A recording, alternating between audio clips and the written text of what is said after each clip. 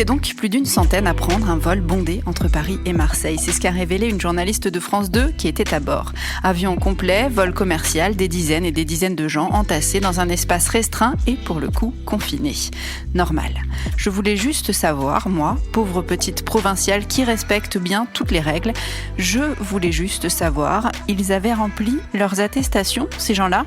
Ils avaient mis quoi comme motif? Familial, première nécessité, rayon de 1 km ou professionnel?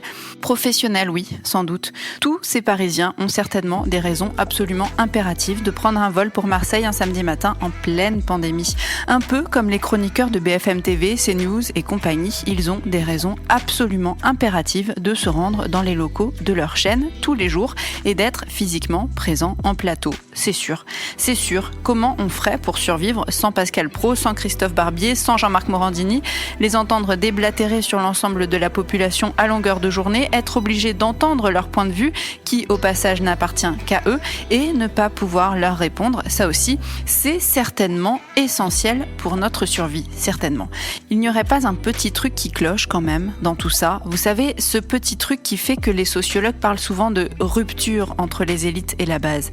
Ah oui, comme un petit truc qui cloche. Qui est-ce qui prend l'avion en plein confinement un samedi matin ? Aucune idée.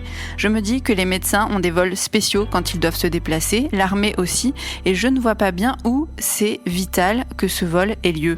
Vous vous dites peut-être, il y a une pointe de jalousie, elle ne peut pas sortir, elle devient aigrie. Ça, c'est sûr. Mais plus que de la jalousie, il y a un petit sentiment d'injustice, de celui qui crée les grandes révoltes, de celui qui génère l'incompréhension et la rage, de celui qui creuse le fossé entre les dirigeants et une grande partie de la population.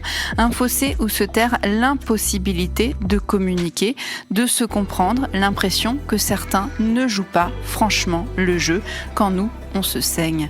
Alors oui, il n'avait pas de gel ni de masque dans cet avion. Oui, c'est très problématique, mais il se trouve que ceux qui se tuent à sauver le monde tous les jours jusqu'à l'épuisement depuis 1 mois, ils n'en ont pas non plus et eux, ils ne sont pas prêts de partir en week-end.